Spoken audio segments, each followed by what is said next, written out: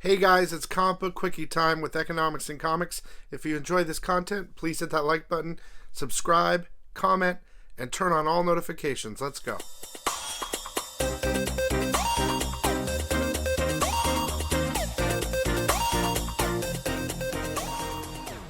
Hey guys, welcome back to Economics and Comics. We have another episode of Comic Book Quickie.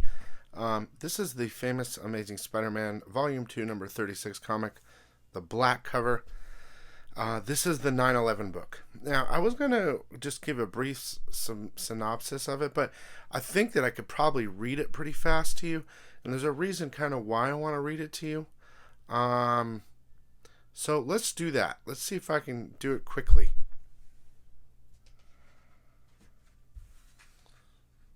Okay, so we interrupt our regularly scheduled program to bring you the following special bulletin. Then it gives you longitude, latitude of New York City, the Trade Center. Okay. When I was a kid, I ate on top of the tall tower. I was lucky enough to go be there. Anyway, it says Spider-Man here, and it's showing the city. He says, God, some things are beyond words, beyond comprehension, beyond forgiveness.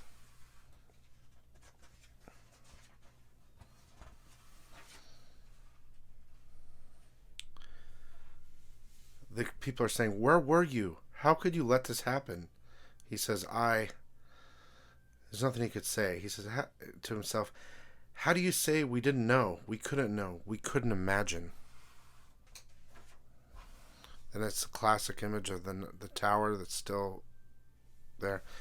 Only madmen could contain the thought, execute the act, fly the planes. The sane world will always be vulnerable to madmen because we cannot go where they go to conceive of such things. We could not see it coming. We could not be here before it happened. We could not stop it. But we are here now. So it shows like Daredevil thing, Captain America, Thor. They're all helping, right? Superheroes are helping heroes. Real heroes.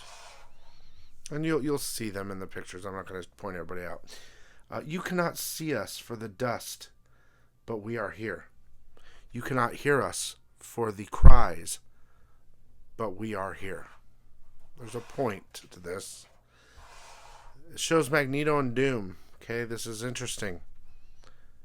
Even those we thought our enemies are here because some things surpass rivalries and borders. Because the story of humanity is written not in towers, but in tears, in the common coin of blood and bone, in the voice that speaks within even the worst of us and says, this is not right.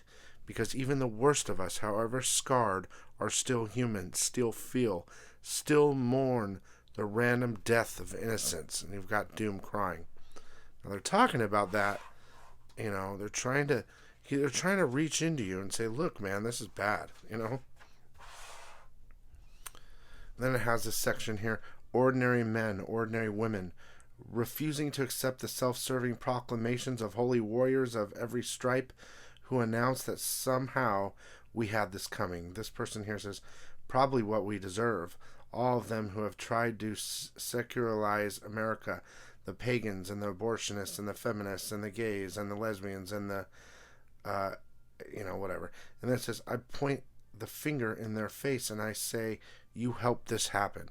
And this guy says, it's God's will that America should fall through their inequity and their sin. We reject them both in the knowledge that our tragedy greater than the sum of the transgressions. This is Spider-Man talking.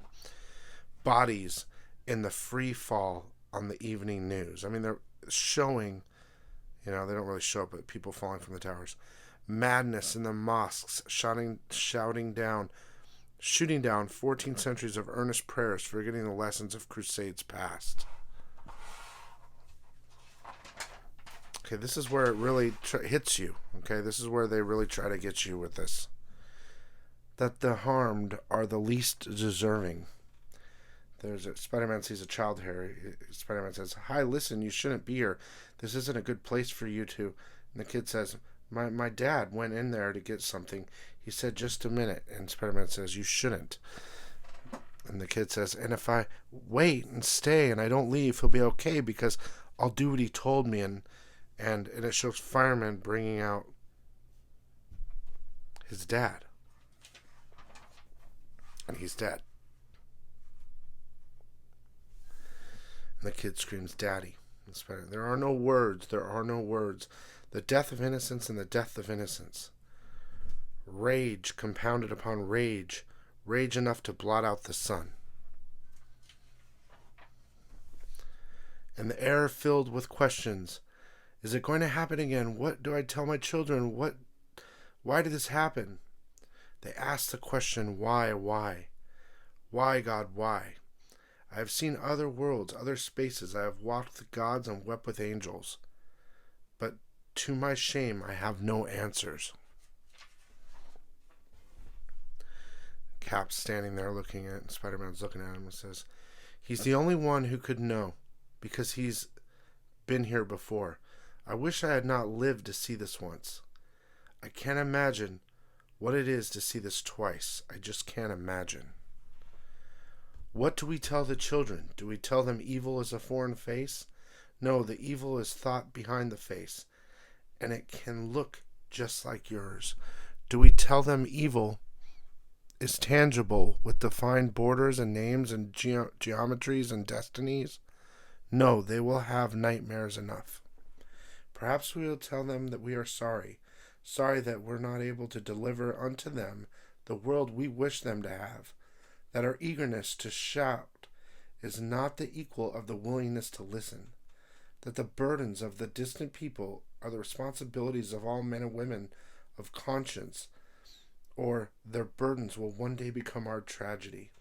Or perhaps we simply tell them that we love them and that we will protect them, that we would give our lives for theirs and do it gladly, so great is the burden of our love.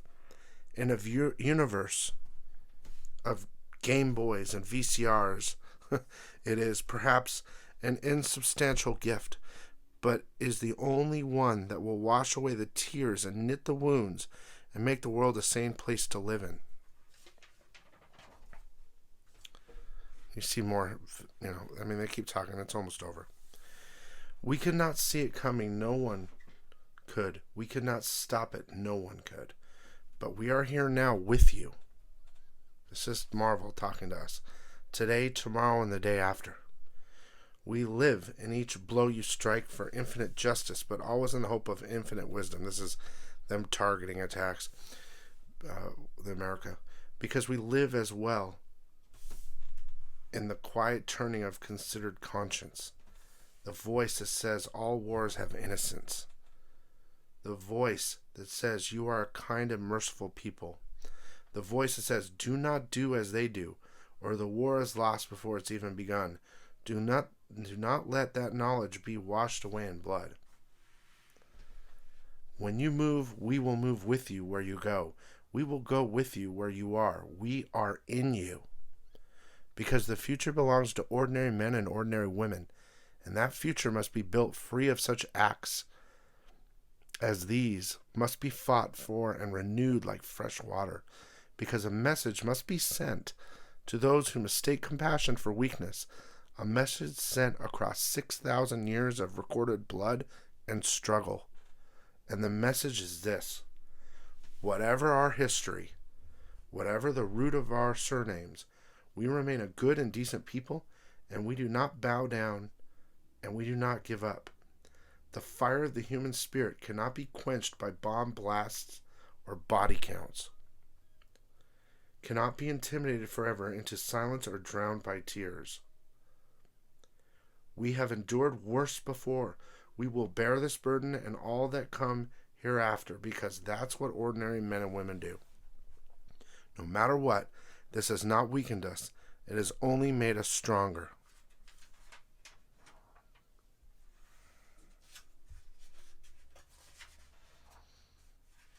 This is the final page.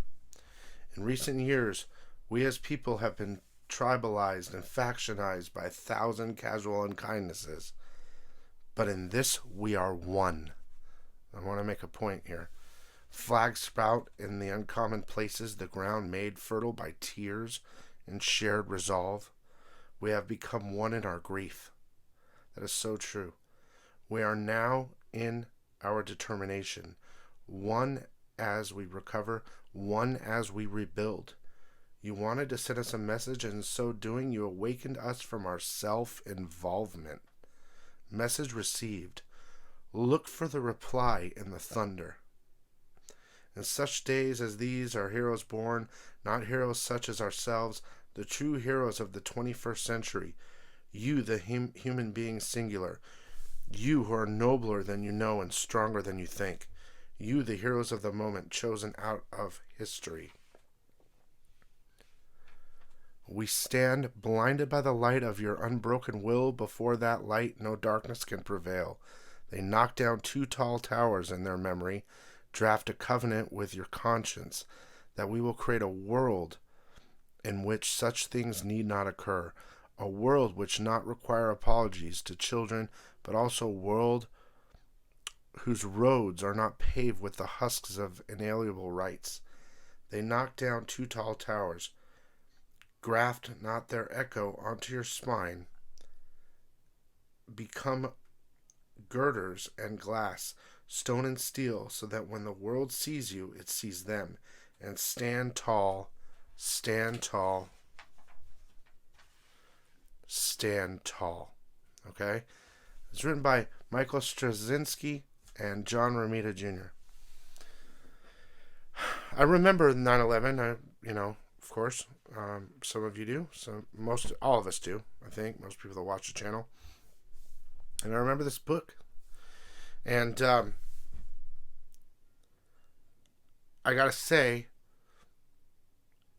one thing I remember most is the way the country came together.